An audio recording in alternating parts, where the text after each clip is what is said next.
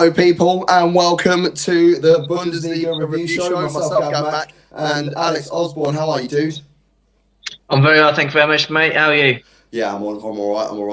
I'm trying to wake up, if I'm honest with you, because Sunday's games weren't the greatest games in the Bundesliga game day 30 review. It was a slog to get through. I know we've tried to and talk about how German football is entertaining, and it usually is, but today was not one of those days. You're very true, very true. It's the Two at Top Bundesliga review show, as I said, with myself, Gav Mack, and Alex Osborn. Florian Wolfrum will be joining us later on during the show at one point, and then we'll be sticking with us throughout the whole show, which is fantastic stuff. We are sponsored by DC Music Services and in association with Macau Sports Bar and Grill in New York City. Now, on today's show, on game day 30, we'll be talking about Leipzig's poor home form as that continues. 5 draws in the last 6 games at home now. They really can't pick up results in the home games. A vital win for Mainz this week in the battle for their survival. And we'll be also talking about the midweek fixtures that'll be happening this week in the Pokal. But we're going to start with the games today. The first game, the game that we've just seen most recently being AUGSBURG 1, Cologne 1. What were your thoughts on that game, Alex? It was a game where very little happened. Augsburg potentially might feel a little bit aggrieved because they had the better of the little chance that they had in the first half, and it appears when Cologne went ahead with Modeste with his second goal in as many weeks. Also, both goals very good. It appeared that they'd blown their chance, and you could tell from the keeper's reaction he was very passionate about it, because he threw his arms up, he was blaming the defenders in front of him, etc. But they were a bit like London buses in that game, the goals, because when one came, another one soon followed pretty much straight away. So yeah, very true. I'm going to talk about the beginning of the game, but before we come on, Alex, if you just tip your camera a little bit, because you're quite low down, and then I can see your handsome round head. There you go. Lovely. The game at the beginning, it was Schmitz who confused me a hell of a lot, because he got booked on 15 minutes, and I was thinking that's a really dumb challenge to make. And he's going to have to walk a very tight line for the rest of the game. And on 24 minutes, he made a tackle which is definitely worthy of a yellow card.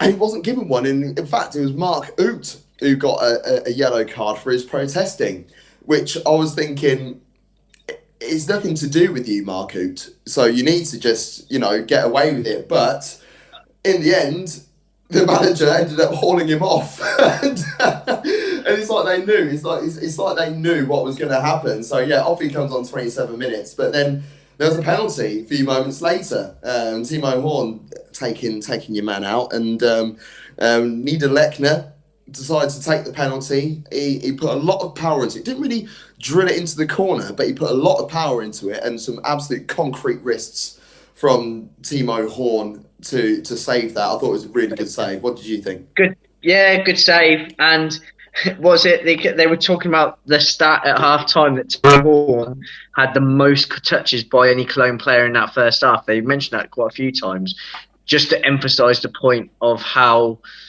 maybe unadventurous Cologne had been in the game up to that point. But yeah, it was that was a strange way it went about it with the Uth. I think I said his name correct there, didn't I? Mark Uth. And then obviously the penalty then going as it was, which was really, really strange. They made that substitution quite early, didn't they? So, but outside of that, obviously you've got the 2 goals. And can we just talk about Anthony Modeste's technique on his volley there? Because those are the types of volleys that, even if you get it slightly wrong, they are going. They're still rising. They're exactly. Yeah, they're the kind of that they carry on going up and up and up and up and up. But he struck that sweetly with power, accuracy, and he kept the ball down. Brilliant strike, I thought. I don't think he really gets the praise that he deserves. You know, I thought you're right. The technique of that is world-class technique, because there's so many different elements and aspects that you need to put into that to one, find the target, and two, actually put it in the back of the net. So yeah, you're damn right on that. That's game over, isn't it? As far as I'm concerned, it's 85 minutes on the clock. It's game over. But no, Max thought otherwise. It was a lovely cross, to be fair, and it's the only time that Timo Horn really had anything to do other than the penalty. So I feel a bit aggrieved for him. I'm not going to lie, but it was a great strike in the end. It was, and it finished 1-1. And they're pretty much, I would say that was fair reflection of the game. Neither team did enough to win, but neither team did enough to lose. Yeah, I can't help but agree with you there. Another game that happened today. It was a lovely, fantastic game of football. Really enjoyed it. You could probably tell in my voice that I'm lying. And that was Union Berlin 1, Schalke 1. Goals from Andrich after 15 minutes and John Joe Kenny on 28 minutes. Union Berlin in that game started off on the front foot, and it doesn't really surprise me that they did, because Schalke's form has been absolutely toilet since the turn of the year, not just since the restart. They are very lucky, and I've mentioned it already in the last few weeks of doing the Bundesliga show, that they are very lucky that their early season form got them enough points. At one point, they were on the same amount of points as Dortmund. Can you believe that, in November? And Dortmund were knocking them out at the top. But since then, since Christmas, Schalke have been on an absolute plummet. I think it's coincided, as Flo mentioned a few weeks ago, with the whole goalkeeper situation. I can't remember how you pronounce his name. I've got it here in front of me, and I still Nubel. Is it? Nubel, you just got the umlauts above the U. I don't know if that means you pronounce the U. Just elongated the U a bit, so Nubel. Nubel. Okay, right. So he got brought back in now, which said to me that there was two things. One, that David Wagner is actually a little bit concerned about his position as manager at Schalke, because he has to be. Because if he wasn't concerned, he would carry on playing the goalkeeper that he had been playing, because in my mind it would be logical, because he's leaving, so we've got to try and build our for our future without that goalkeeper. You know, there is no point playing a goalkeeper who's got max 4 games left with that team. So you might as well try and build up a familiarity with your defenders in front of him. So to me, that says that David Wagner is actually worried about his position, as he rightly should be, because Schalke at the moment are in free fall. It's relegation form. They are so lucky. I think, in fact, I've got a copy of the table just here. We're going to be referring to the table quite a lot as the show continues. However, Schalke are currently in 10th place at the moment. They're on 38 points. They are 10 points clear of Düsseldorf in the relegation playoff position. So they are very, very lucky, and they should count themselves very thankful that they... It's not mathematically safe, but Düsseldorf would have to win every single... Düsseldorf would have to win every single game between... Well, for their remaining 4 games. Not just Düsseldorf, there's teams in between them. Exactly, yeah. So the chances of that are very slim. Even though it's not mathematically safe, they are safe. But yeah, you're right. They haven't won a game since the break. Since they've come back from the break, have they lost every game, or they've drawn? I think they've drawn one. I think they've drawn one. But that's still not good. That's like 1/0 points from a possible 12. You know, that's not good form at all. And yeah, they should really count themselves lucky about how they've been able to conduct themselves, because they just haven't performed whatsoever. I mean, like the strike, we'll talk about John Joe Kenny's goal. He's taken that very well. Yeah, but he has. I mean, he did show a glimmer of potential maybe when he was at Everton, but What are Everton? What's our Everton? I know Can't wait for how that in a couple of weeks. I was going to say how much you're dying for that to get going again when the league starts again. But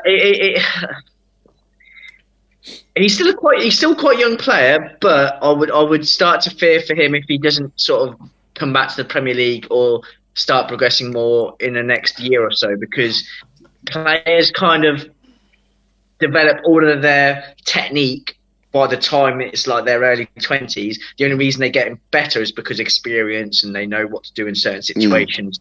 That's how they then improve. But yeah, I would just keep an eye on John Joe Kenny there, especially if he can improve. What I was going to say, actually, going back to goalkeeper for a quick second before we go on any further, is the second thing out of those two things I mentioned is that they're clearly going to be looking at a goalkeeper in the summer, because, as I say, they bring back the goalkeeper who's leaving for Bayern, and it clearly says they're a reserve goalkeeper. Unfortunately, mate, you're not making the grade here, so we're going to get There's a little. I don't know how much to believe of it, but in the commentary via BT Sport, that's how we're able to watch all the live games of the Bundesliga since the return.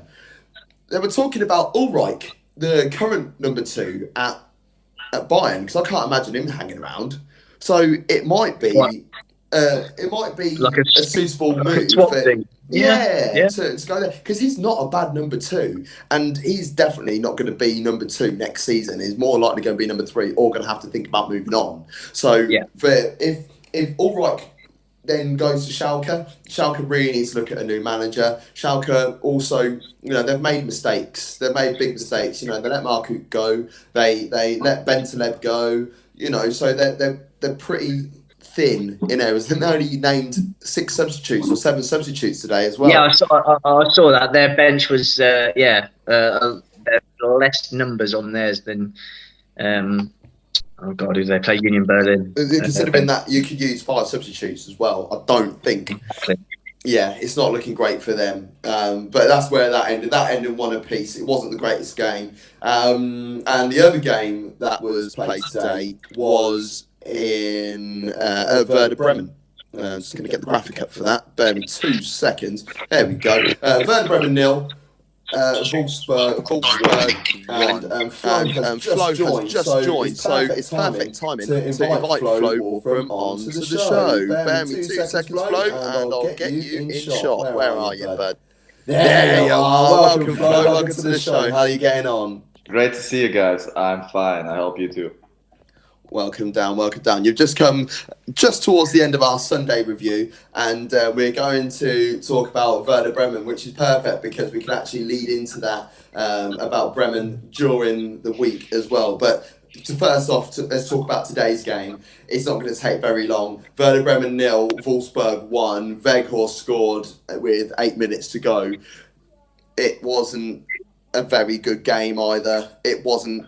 Today's games were not the advert for Bundesliga football. Absolutely not. Today's games were very hard to watch, and I was really surprised when there were at least some goals at the end, like in Bremen or in Augsburg just recently.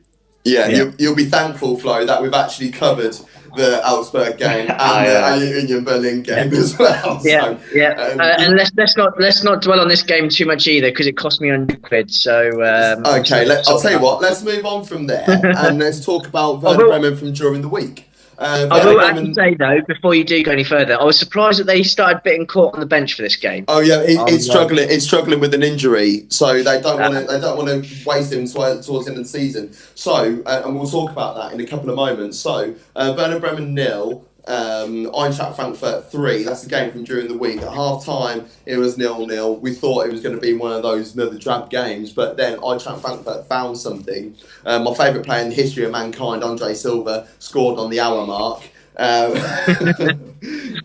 Consistently making you eat your words again. He's making me feel sick, I swear to God. But prior to that was on the hour mark. But just before that, Kor thought he scored. on 58 minutes. It was slightly offside, but to be fair, if it wasn't going to be disallowed for that, it would have been disallowed for the handball, because there was a slight handball by Torre as the ball was going through. And I don't think it's handball, but in the way the laws of the game are nowadays, they would have given that. But then, yeah, Kostic with a lovely cross. Andre Silva made it 1-0. And then Ilsanker. It reminded me of Arsenal versus Tottenham when Nicholas Bentner came off the bench and scored with his first touch of the game. I think it might actually be a record, Bentner's one, where he's scored 1.8 seconds after the restart of entering the game. Is that the game where he comes on the pitch and he just carries on running and he doesn't stop running as the corner's taken, and he just carries on running, leaps up in the air, gets header, and then runs off celebrating as well, and he hasn't actually even stood still? Lord Bentner, I'm sure that was the one. It's the same game. It's a very similar situation with Ilsanker. His first touch, 4 seconds. I didn't get a stopwatch out, I'm not going to lie, but I just looked at the little timer in the corner. 4 seconds after the introduction and the whistle comes through. It was awful defending from Werder Bremen, which we're not really shocked about.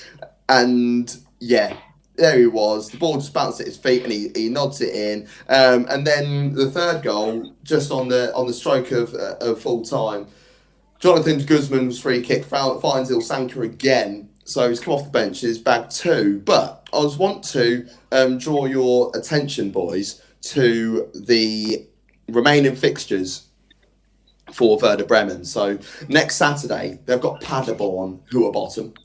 On Tuesday, 16th of June, it's Bremen at home to Bayern, which Bayern can lift the title that day. And then they've got Mainz away, and then they've got Cologne at home on the last day of the season. So it's, 3 teams in and around them. I'm gonna come to Alex first. Alex, what do you think what do you think is going to happen with Bremen? Do you think that they'll be able to survive? So I don't know what the laws are in Germany. I know you've got, was it the fair play or the law in this country where it's like you have to be seen to be playing the best team every game. But if there isn't such a sportsman law or unwritten law, then if I was Werder Bremen, I would be going hammering at all those 3 other games other than the Bayern game, and I would just throw that game against Bayern. And not that they're going to win it anyway. It would be tough for them to win that game anyway. But Paderborn, Mainz, and Köln, those are 3 all winnable games for Werder Bremen, and they definitely have a chance. I would give them a pretty decent chance of winning all 3 of those games. Flo, what do you think? I think basically the same as Alex already pointed out. And I think it's important to watch at the other fixtures for the teams around Bremen, like Düsseldorf and Mainz. They both have to play against Dortmund, Leipzig, or Leverkusen, so they have 2 tough matches against the top 5 teams. And Bremen has only the 1 match against Munich. You can forget that match; they will get pretty beat. They will be beaten up, no matter what squad they play. But as Alex said, the 3 matches against Paderborn, Mainz, and Cologne are absolutely winnable. And I can imagine that Bremen could be successful for finishing like 16th and then playing in a playoff match against the 3rd from the 2nd league. It's not going to be easy though. It's like you got either Dresden. Dresden are right, aren't they? It's more going to be looking like Hamburg or Stuttgart. That's not easy. I'm afraid it could be Hamburg. It's like it would absolutely fit. I have to admit, my father's a real Hamburg fan. He loves this club because he loved Kevin Keegan when he was a child, and Kevin Keegan changed to Hamburg. Oh wow, yeah. And Bremen and Hamburg are the biggest 2 rivals in the north. And if you have this match as a playoff match, there will definitely be riots around the matches because it's so important. Sparks will fly. And all the corona measures won't be taken care of outside the stadium. I can imagine that there won't be any good press. Is it correct, Flo, that Werder Bremen have never been relegated from the Bundesliga? No, they've been relegated once, and it was 40. In the 60s. Yeah, it was like, yeah, it's about 40 or 50 years ago. They've been relegated once, they've been promoted once. They've been, I think they're, yeah, it's been 39 years on the spin since they've been in the Bundesliga. So they're ever present. They last won the title in 2003-04 season. They got to the UEFA Cup final in 2009, and they had some wonderful players there. Mesut Özil being one of them.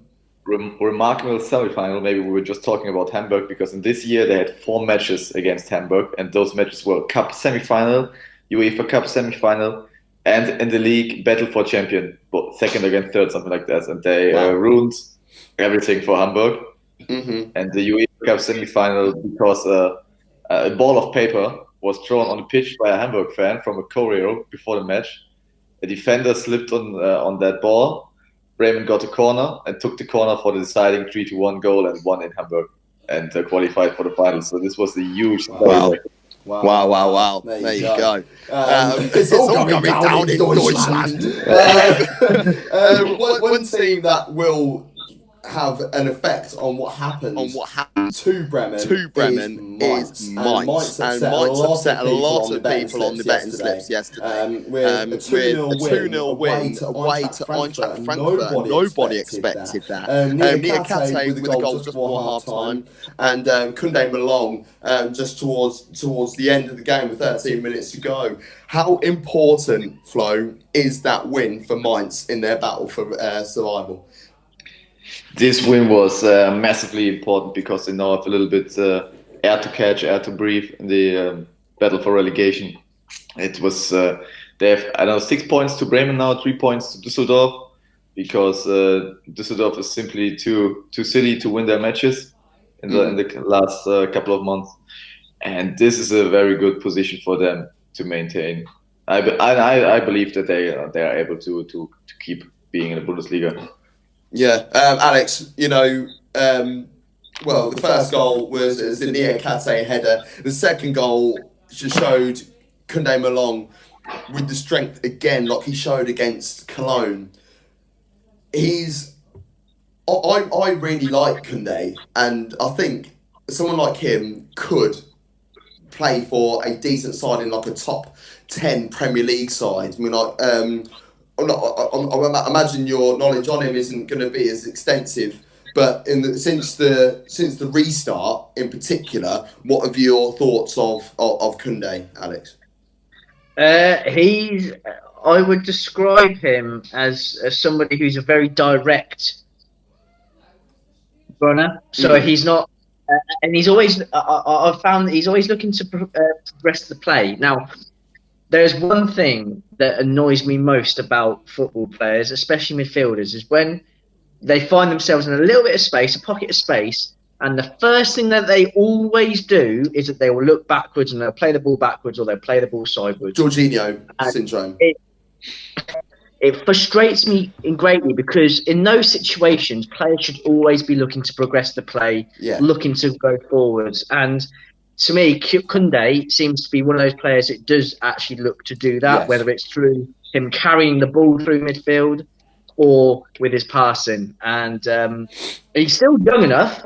He's 24. Was he 24? So he's 24. Yeah, he's still 20. He's still only 24. So he certainly has time on his side to go to the next level. So who knows? I can imagine him playing alongside someone like Bitzer at Leipzig. I can really imagine him doing that. I can imagine him playing in the Premier League 4 squad like Newcastle. This would be a typical transfer, you know. It might well be. The Newcastles and the Evertons of this world, they're buying, like, I don't know, not that good players from the Bundesliga for horrendous amount of money. And, yeah. You're not being Koundé. I wouldn't say it's horrendous, that's a bit savage. I just remember Gibamar for, I don't know, 30 million, 25 million last summer. Or back then, Demba Cissé for 15 million, where 15 million were quite amount. Or Okazaki with Leicester for 10 million. Well, it was worth it because they got champions. Okazaki won won the league. Yeah, the yeah, league, okay. mate. Is absolute baller. Don't. But who would Wash have your mouth expected out, that son. in that summer? Say that didn't. Who was the lad that Liverpool signed in the January transfer window, or was that from It's from Salzburg? Salzburg. Yeah, for Minamoto. Minamino. Minamino. Not Minamoto. Yeah. I was thinking All the same. Inamoto, he's played for Arsenal. Christ. Who else was going down there? Dusseldorf. Let's talk about Dusseldorf. Dusseldorf 2, Hoffenheim 2. Before the game, I'm thinking this Hoffenheim win is obvious. The first goal came from Henning, lovely header, 1-0. Hübner, he felt like he should have had a penalty on 8 minutes when he was taken down inside the box. And I think his frustration ran into the corner, which was awarded just after, and he elbowed Kaan Ayhan and got a straight red for it on 9 minutes. There was a goal line scramble after Skov's free kick, which allowed Dabor to get the equaliser. Zuba made it 2-1 after a lovely square ball from Skov. And then Havar Norvite, ex-Arsenal, his trip on Eric Tommy gave the penalty away, and Henning got his second goal of the game. Hoffenheim, they are in and around that European spot for the Europa League. Wolfsburg won today, which puts them back in 6th spot. But who do you think, I'm not sure what to go to first. We'll go to Alex first. Who do you think will get that 6th spot? Do you reckon it'll be Hoffenheim? Would it be Wolfsburg? Or do you think someone else might be able to cheekily get away with it? I would think Wolfsburg will get that spot, because to me they're in a little bit of form there, and Hoffenheim have been a bit up and down. So it's been generally tending towards better form. And specific to this game, if I was a Dusseldorf player, anyone associated with the club, so managers, fans, etc., I would be a little bit aggrieved at this game, because I feel like Hoffenheim kind of did a smash and grab on them on this. Yeah. Dusseldorf had all the play. I know that probably owes as much to the red card that was given. It's an early red card though, isn't it? Because like when you receive an early red card, you've got enough time to readjust and organise. But Dusseldorf will feel like that was definitely an opportunity missed to put a bit of daylight between them and Werder Bremen, and certainly catch up on MAINZ above them. If I'm being honest with you.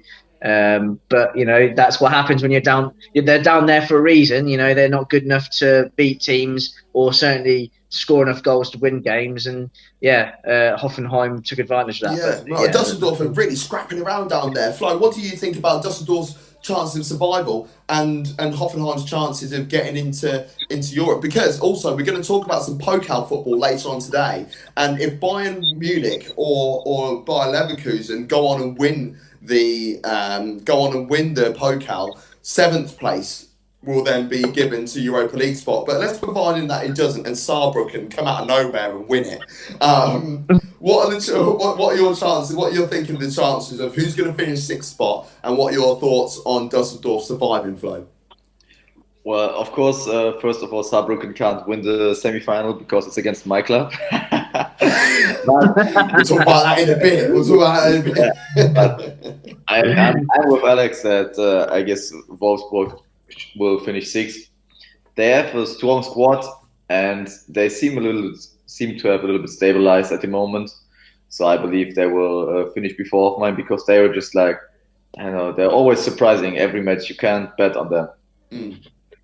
Yeah, so I'm learning that. Wolfsburg 6th, Hoffenheim 7th, but Hoffenheim in the Europa League due to the Cup final. For when Bayer Leverkusen win it, nice. Let's talk about Leipzig, because Leipzig keep fluffing their lines, and it's actually quite embarrassing now. Leipzig won, Paderborn won. That was a Saturday game. I found something weird about this game. Schick scored with his feet. That doesn't happen very often, does it? Yeah, and Werner made an assist. That also doesn't happen very often. Very, very true. Werner assist. That's actually the first thing I wrote down as well. Werner assist, Schick finish. weird seeing him score with his feet. Upamecano showing a little bit of immaturity. He was already on a yellow card and he's given away a free kick, which I feel was a little bit soft, but then he's kicked the ball away. Yeah. It's not a very smart move from Upamecano, and it put his team on the back foot. Yeah. Yes. Yeah. Yeah. It's Go on, play. It's not what we're used from him, because he usually is one of the top 5 defenders or center backs in Bundesliga, I would say. And there are many reasons that many clubs want him in Europe. Mm-hmm. Yes, I don't know, a fee for 60 million, he can change for 60 million, he can change the club. Yep. I don't know if someone pays it with Corona, but those 60 millions would have been quite a good price for a player of his age and his qualities. So this behavior really doesn't fit to what we've seen from Upamecano during the last years. Well, he's only 20 years old. He's 20, so those sort of things will happen, and with a bit of maturity, a bit of experience, he won't be doing those sort of silly things. But he's a great defender, I'm not denying that. But when you're on a yellow card, you can't be kicking the ball away. I think it's a really silly thing to be doing. Leipzig, despite being down to 10 men, could have won the game on a number of occasions. One in particular was Werner, where he was one-on-one, and he should have made it 2. It was Collins' poor back pass, and he was on one with the goalkeeper. You don't think he showed much composure, which is crazy for someone who's scored 20 goals in the Bundesliga so far this season. And just before that, Olmo forced a fantastic save from Zingerla, the goalkeeper for Paderborn. But Paderborn, despite being bottom of the league, they found a way of getting a result. But it's all in vain, don't you think, Alex? Yeah, I mean, I'm just looking at the table now. I'll get the table back up for the viewers. Yeah, get the table back up for the viewers. And they're 8 points adrift of Düsseldorf, and that's still in the relegation playoff zone. They need 12. Yeah, well, they need to win all of their remaining games, and Mainz to lose all of them, and hope that Düsseldorf and Werder Bremen don't pick up any points either for them to survive. And considering that Paderborn have won 4 games all season, I think it's quite likely they are getting relegated. I mean, you've got to be a staunch optimist to believe that they'll be able to survive for Paderborn. It's that classic meme of the Arsenal guy in the shirt where he's looking up going, "I'm an Arsenal fan. I'm okay." That sort of thing, isn't it? Yeah, I know. But they just don't have enough quality. End of the day, that's it. It's very true, very true. But Leipzig, at home, they are shocking. However, their away form is brilliant. And they've just drawn too many games. Leipzig have just drawn too many games. They just can't finish their chances. That's the problem. 5 draws in the last 6 games at home. That's terrible form. They were top at Christmas. They should be the team that are champions-elect, but their home form has let them down, but their away form has been brilliant. They've got the best away record in the Bundesliga. Shows an over-reliance on Werner for me, because if he's not quite at it, then they look. They don't really see. I don't really see who else is going to get the goals for them. Well, if the ball's not in the air, I think Schick scored 1 goal with his feet in his whole career, and that was on Saturday. Because the game during the week, Monday night's game, which is arguably the best game we've seen since the restart, is Cologne 2, Leipzig 4, and Schick scored with his head. So there you go. It's like Tim Cahill. Tim Cahill always scored with his head, and it was always a rarity to see him score with his feet. And he weren't much taller than me either, which is brilliant. Cordoba scored the opening goal for Cologne, and then he went off injured very shortly after, which was a shame. Schick header, shock. The second goal for Leipzig was beautiful. Lovely move, great move. And Nkunku, who was a reject at PSG, got took them 2-1 up. And then Gulax, the goalkeeper for Galazzi, the goalkeeper for Leipzig, one long ball straight into Werner's path, bang 3-1, game over. No, because Modeste had different ideas, and I'm now confused and thinking which goal was better. Modeste's goal on Monday night against KÖLN, because he's hit that from about 25 yards out, or the goal today because of the technique involved in it. Flo, which one do you think is the best goal from Modeste? Since I've just seen today's match and not Monday night's match, I would have to say it was today's. Oh, Flo! Alex, you tell me then. I actually agree with Flo. The difficulty of today's strike was better than the one on Monday. Nothing to take away from Monday. We all love a long range shot ending in a goal, but his technique today, the margin of error was so small, and he compared to the one that he did on Monday. So that for me is why I'd say today's goal was better. I think I'm just going to flip a coin because I don't know. Almost scored a lovely goal as well, literally a couple of minutes later, which made it 4-2. And then Modeste in that game on Monday, literally just he missed a couple of sitters, which was a shame, and because he did all the right things, but he just couldn't put it in the back of the net, and he ruined it for him, which was a big shame. Friday night's game saw Freiburg pick up a massive victory in their pursuit for Europe, because Freiburg, if they come seventh, and another team go on who's already in Europe win the Pokal, but it's Freiburg that are within a shout for getting into a Europa League spot, and I don't think they would have even dreamt of getting there at the beginning of the season. Friday night's game, Freiburg 1, Borussia Mönchengladbach 0. We were talking about Upamecano earlier on today, showing a little bit of immaturity. Alassane Player is a 27-year-old man, and he was on a yellow card, and the first yellow card was for kicking the ball away. He didn't need to kick the ball away. I don't understand his reasoning behind it. And I've been listening to various news sources, in particular TalkSport. I love a little bit of TalkSport when I'm in the car and driving.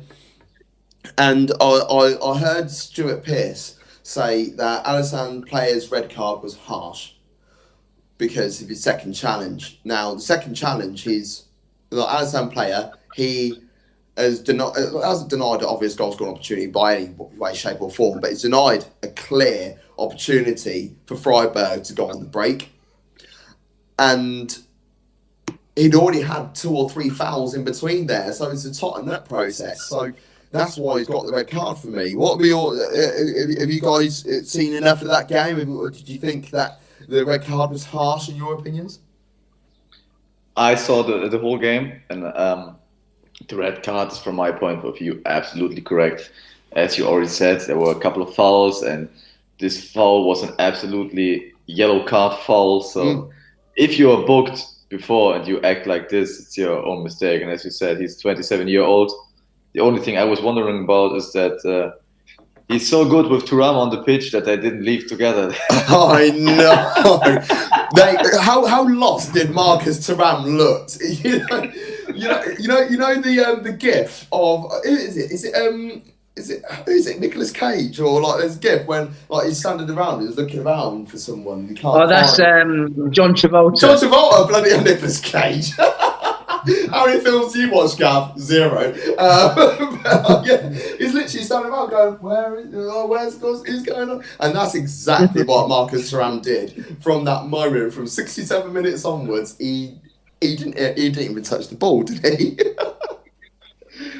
Oh, God. The first goal, the only goal of the game came from Peterson. Peterson was actually dropped for this game because he hadn't scored any goals in his last 11 appearances, and very similar to Ilsanka, he's literally come off the bench and is ran into the box ready for this free kick to come in. The free kick gets whipped in, bam, there he is, boss, 1-0. And Freiburg, they are in a rather tiny position considering they're not the best team, are they? he'd only just come on as well. It was only a couple of minutes prior that he'd actually come on to the field as well. Yeah, that's what I'm saying.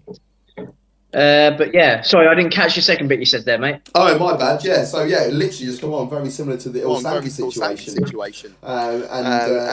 He's come on and he's back straight away and he's got the winner. But I felt that Mönchengladbach made a rod for their own back, because the first half they were all over Freiburg and they had so many opportunities, but they were just so lame. They're going through the thirds with so much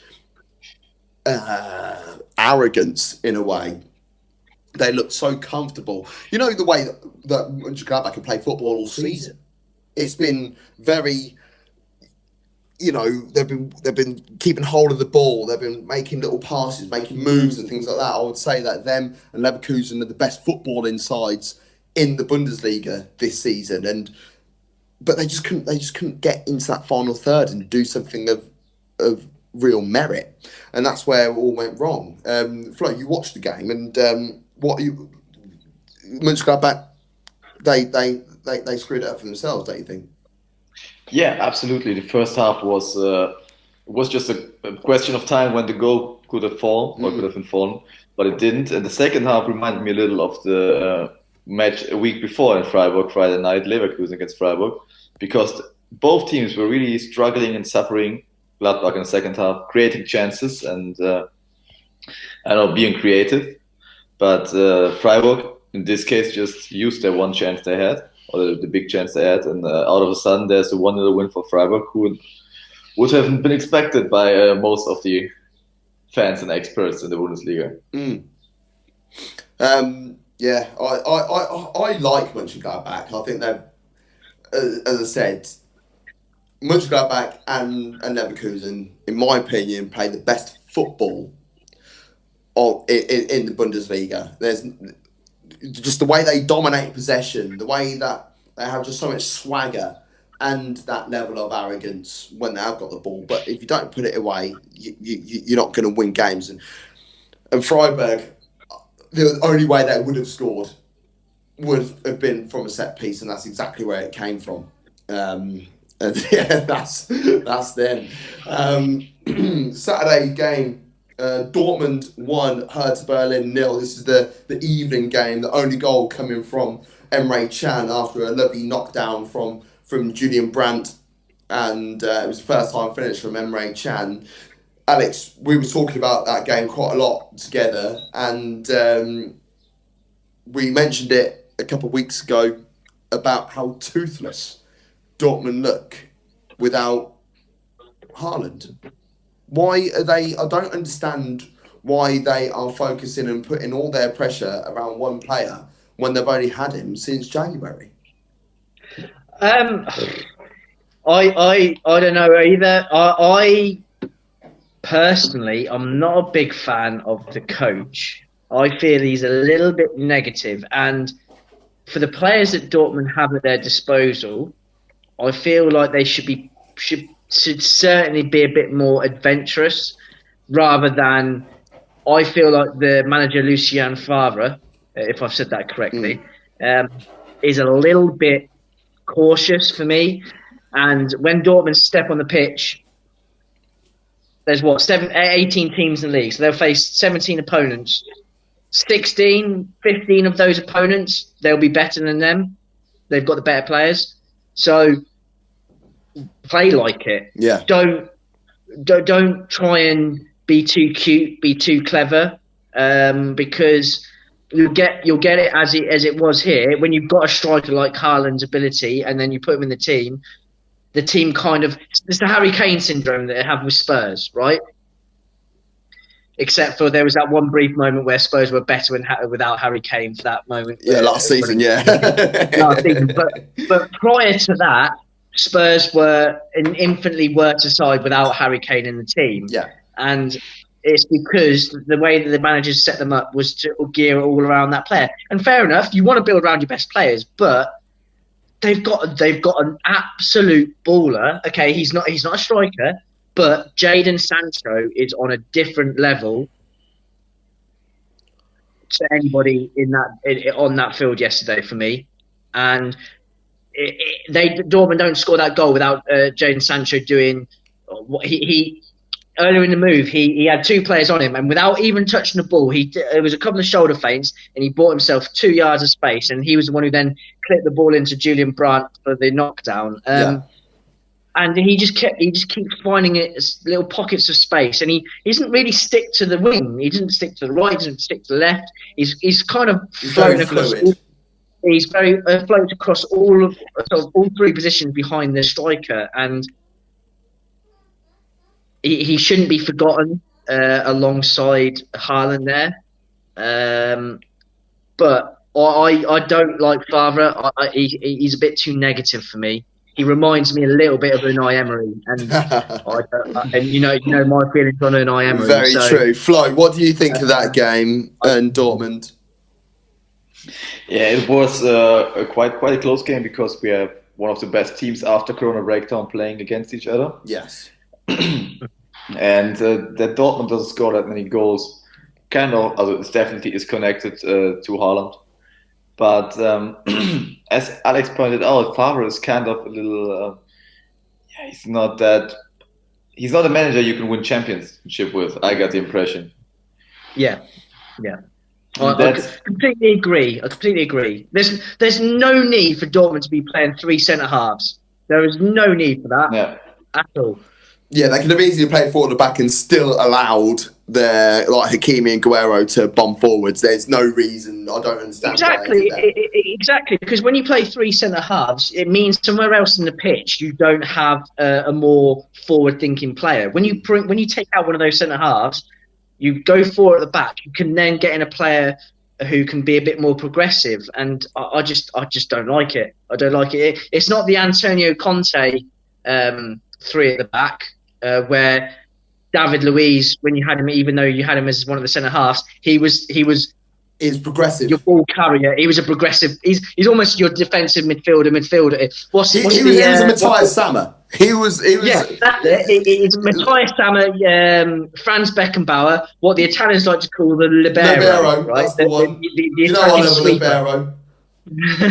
Try and get that tactic on a Football Manager. Oh, 100%, that is me. I love that you remember Matthias Sammer. Oh, mate, don't even watch me. Honestly, my 90s football knowledge is strong, honestly. Didn't Matthias Sammer, did he win Ballon d'Or one year? I'm sure he did, didn't he? That's a good question, actually. I believe he was a Europe I'm footballer. pretty certain. If anyone's watching, it might have been European Football of the Year when Dortmund won the Champions League. Yeah. But in Germany, we don't have any Ballon d'Or winners. We have Lothar Matthäus, I believe, in 1990. Yes. And maybe Beckenbauer, but no one else. I don't know what's Ballon d'Or in German. But we are rather the squad country. We have a good squad, but no good single player. I mean, we all know that the Ballon d'Or is a Spanish trophy anyway. It means nothing to us over here. And the other game, the last game that we'll really cover. It's funny because we always leave Bayern till last because we already know the outcome. But it could have been very... Like German TV. German TV does the same. You know, we have goals shown on German TV, and always Bayern is the last match that all the people continue watching the show. Yeah, you have to wait to the end to see what's going on with Bayern. But to be fair, it's involving Flo, and Flo works for Bayer Leverkusen. If you don't know already, so hey, look, let's talk about it. And it could have been a whole different story as well. So Bayer Leverkusen 2. Bayern Munich 4, goals from Alario, who stood in place of Kai Havertz, who was a shock to be missed out of the lineup to many a British fan. But I understand that he's carrying a slight muscle injury. The goals came from Kingsley Conan. Excuse me. Leon Goretzka, Serge Gnabry, and Shock Lewandowski scored. Imagine that. Lewandowski scoring a goal. And at the end, Wirtz. But we're going to talk about Wirtz a little bit later on. But the first 10 minutes, it was quite an open game. And then Leverkusen take the lead. Very close on the offside, by the way. as well. I thought he was going to rule it out, but he allowed the goal to stand. So did the Munich players. Yeah, exactly. What did you think of the opening? opening 10-15 minutes and the shape that Leverkusen were playing? It was quite okay.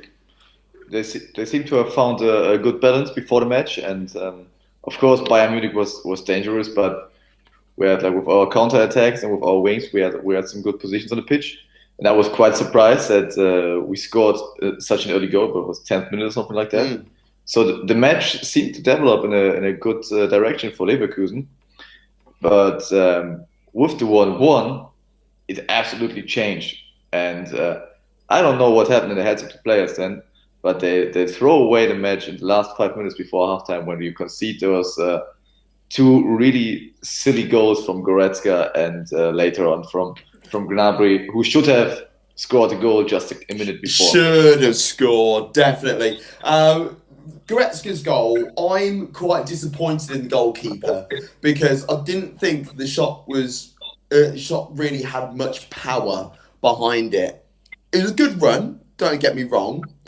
But what we were alluding to, if you don't know, if you're watching this show for the first time, between us and the Two at Top family, we have a WhatsApp group and we're always talking within the group. And we were really confused as to why Bayer Leverkusen were playing such a high line, and also why they appeared to be playing 5 at the back, because it weren't 3 at the back at all, it was 5 at the back after they took the lead. Can you give us a little insight on that, Flo, at all? And that's a little bit of Peter Bosz' idea with playing football. You know, he always likes to play with a very high defense to win the ball and immediately go forward and maybe score a goal in a counter attack. But against Bayern Munich. Yeah, that's Bosz. He has his idea, and he follows this idea. It doesn't matter against who he would play. If he would play against, I don't know, Liverpool or Barcelona or someone like that, he would play the same style. Wow. He was a little bit. We had a little bit more balance with Baumgartlinger on in the center midfield, because he's rather the kind of player who's there for the defensive work on that position compared to Demirbay, for example. But yeah, this was Bosz' kind of balance, but he will always be a coach whose team attacks and whose team is very high. So has very high defense. Yeah. Bayern Munich, they're champions elect. We all know this. It's not very often that we go to the comments actually during the review show as such, but I have to read this comment out and I have to go with him. It's not very often that I agree with a Tottenham fan. I know this guy personally. His comment, Ian Colwell, thank you very much for watching the show. He watched the Bayern game as well. He said Munich looked so strong. Where do you think they would end if they were playing in the Premier League? His personal opinion is top. On this season, especially under Hansi Flick, and I look at their squad depth, they are way deeper in the pocket than a Man City, than a Liverpool. They would win. If the Champions League does finish this season, they will win the treble this year, in my opinion. Sorry, Flo. I know we're going to talk about Pokal in a couple of minutes and that, but I can't see where Bayern have weaknesses. Yes, they can see goals, but they'll score a shed load at the other end. I would say if Bayern would play in the Premier League, they would be champions often, but not always, as it is in Germany, and not this year, because obviously this year Liverpool is just on another level. And if you see Bayern has, I don't know, 70 points, we had years in Germany when they had, at that point, maybe already 80 points, so they're not that good that year. And this is from my point of view, because their weaknesses are in the defense. Sometimes some players are a little slow, not Alphonso Davies, who's a rocket, of course, but I don't know, Hernandez, Boateng. Boateng's best days are over. Hernandez is quite overrated for me at the moment. And I can imagine that the Premier League, who has very many very fast players in the teams, that this would be a problem for Munich. As we've seen it last year in the Champions League, was round of 16. Yeah, when they faced Liverpool with Mane and Salah, they had huge problems. Alex? Yeah, I agree with Flo. They would probably win the title.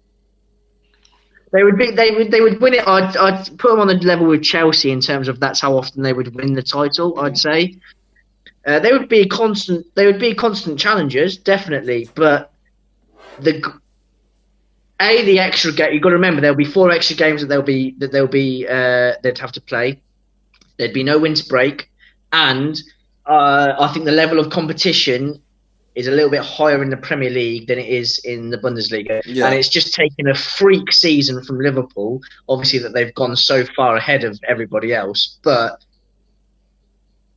I don't think that Bayern would win the Premier League this year. Fair enough.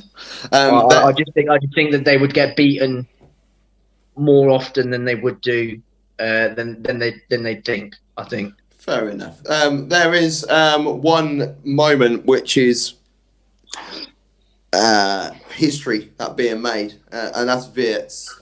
And just going to put the graphic on the screen for everybody to see. And if you're listening to the show, well, tough. You're going to have to watch this back on YouTube so you can see what's happening here. And Wirtz is now the youngest ever goal scorer in Bundesliga history.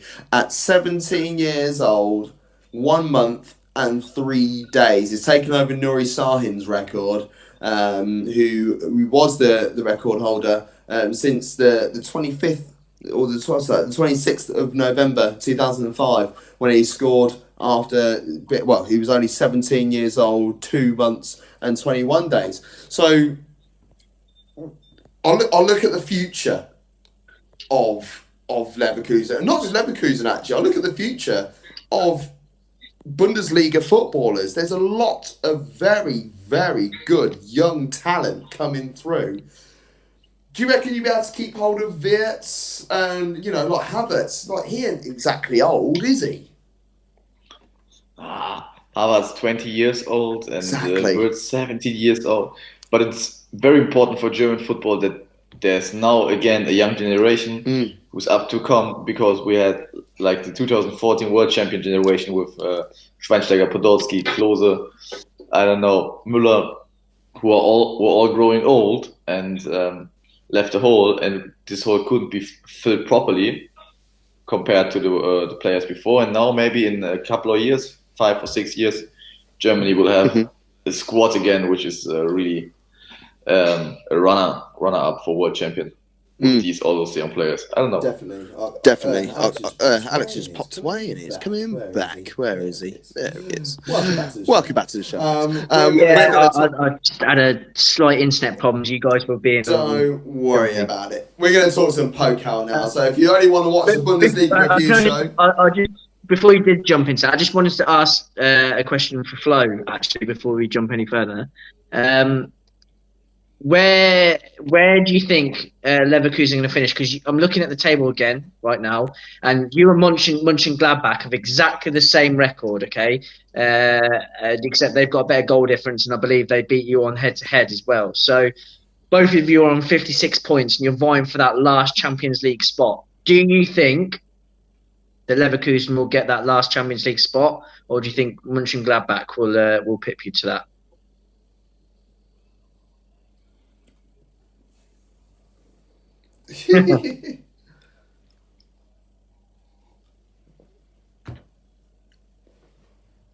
Bearing in mind that Mönchengladbach have got Bayern next week, however, they won't have Müller and they won't have Lewandowski, because they're both suspended next week. But Mönchengladbach won't have Alisson player, and we both know that Thuram is lost without him. So which plays into Leverkusen's hands.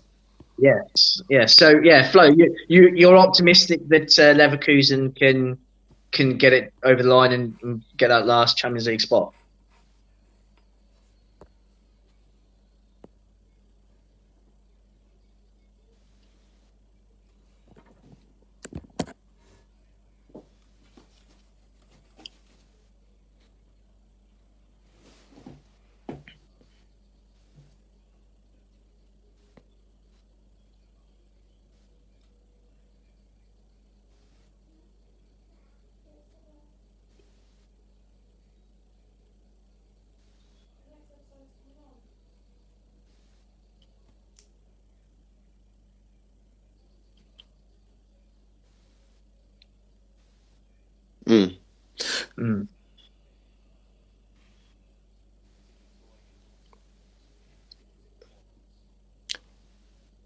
Very, very true. Now, it's so I was going to run through the fixtures for next week, and then if you are no longer interested in the Pokal, I'll let you guys go. But in the meantime, you guys that are watching and listening, by the way, so this is still the Bundesliga part. Friday night is Hoffenheim versus Leipzig. Now, Hoffenheim, they're chasing that sixth spot, but Leipzig are away from home, so I'm sure that they'll be fine.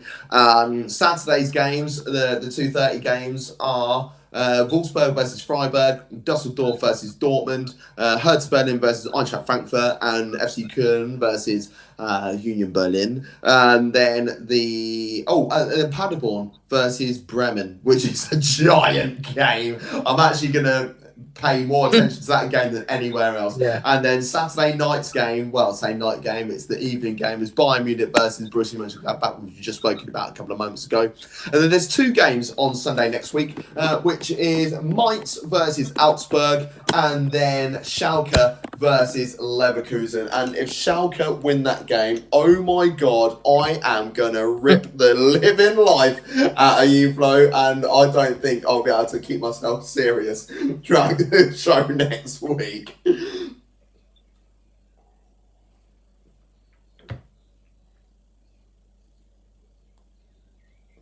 There you go.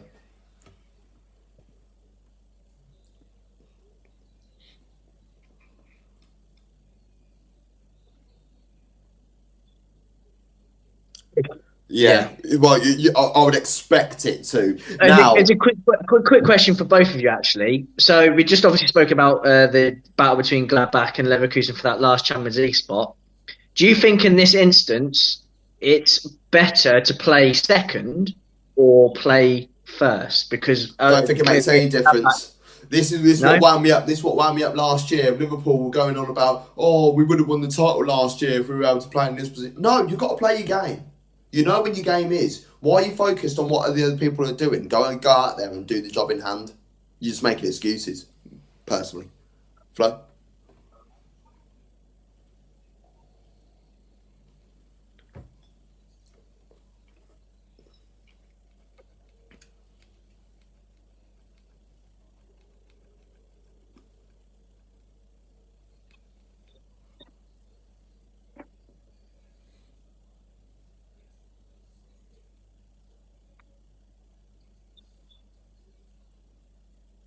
Right, so the Pokal. So let's talk about that.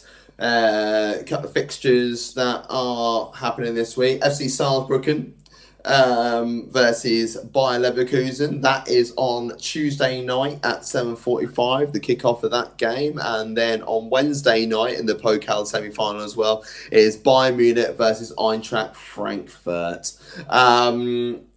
There are a couple of routes that teams took. Let's go with Bayern Munich. I'll put that on screen there. So not Bayern Munich, Bayer Leverkusen, sorry. So round one, beat Alemannia Aachen 4-1 away. Then beat Paderborn at home, Stuttgart 2-1. And then Bayer Leverkusen in the quarterfinals beat Union Berlin 3-1. It's not exactly going to be the easiest game of all time, but I can see you guys being able to do a decent job.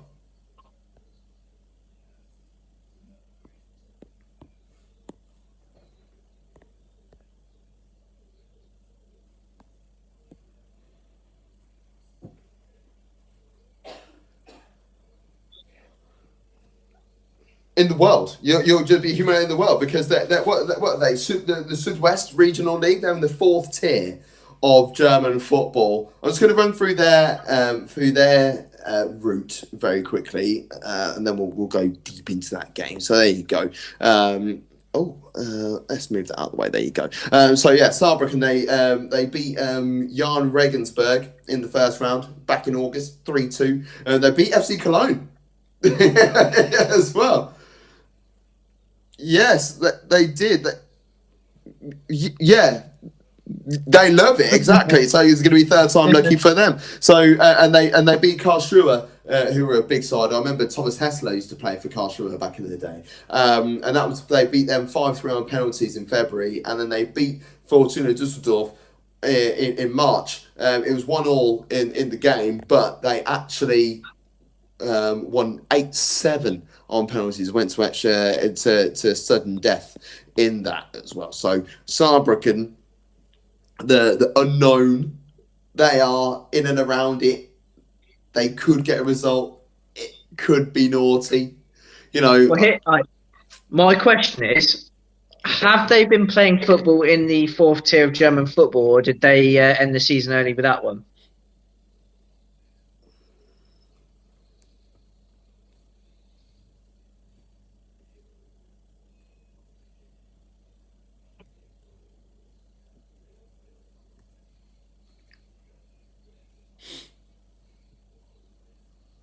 Yes.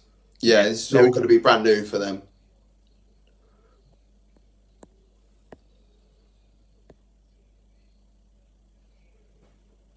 Very true.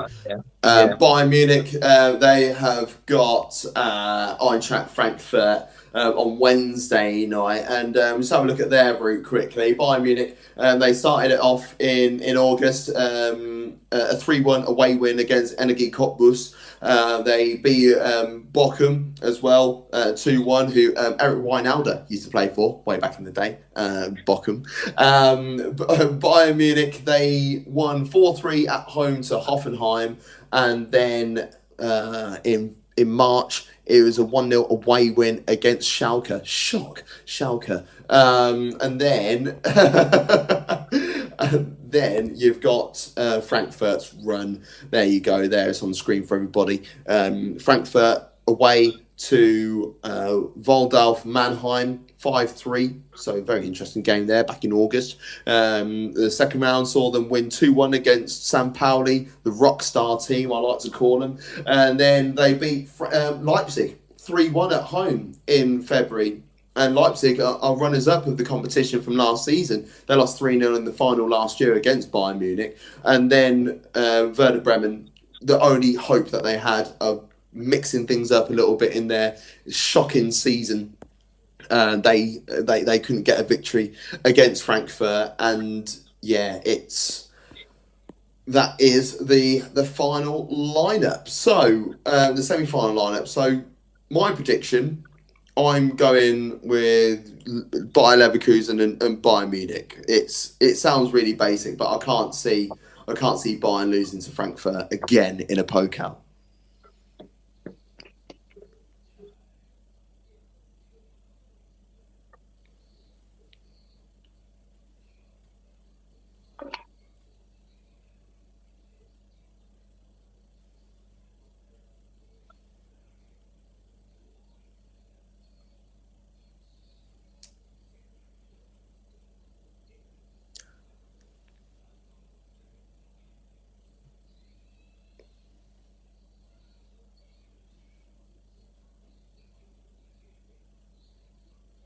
And then, Alex, we know what it's like in the FA Cup in particular, cup upsets, they call them over here. Can you see anything different happening? Can you see, it's a one-off game? It's one-off game, but unfortunately, I can't remember. How do you pronounce Leverkusen's opponents again? Is it Saarbrücken? Saarbrücken. Oh, Saarbrücken. Saarbrücken. Okay. Unfortunately, due to circumstances, it's just made it so tough for them to even have a chance. But as Flo said, they haven't played any competitive or any type of football in 3 months, and to go from that into playing against a German Bundesliga team who are poor, be a slapping, isn't it? It's just such a tall order. I mean, because it's not just the fact that they've got worse players; it's just their fitness is going to be completely out of it compared to Leverkusen. So, as much as I would love to be, I'd love to see the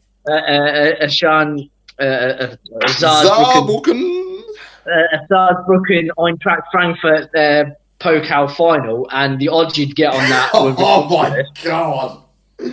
I'll tell you what, Alex. If you want that to happen, why don't you bet on. put Leverkusen by Munich. Yeah, and I'll just go the and opposite. You will happen. know, we'll split the winnings.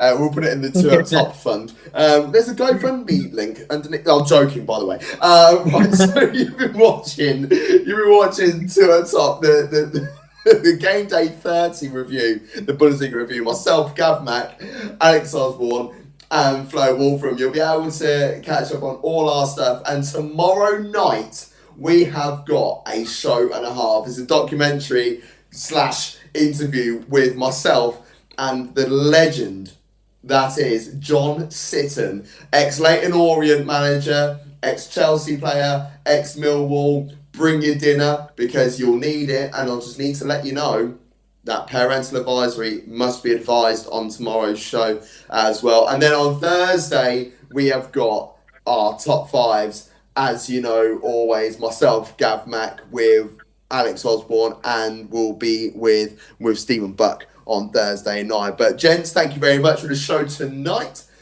And thank you everybody for watching, or you might have been listening via anchor.fm/TUFT. But from me and the boys, thank you and good night.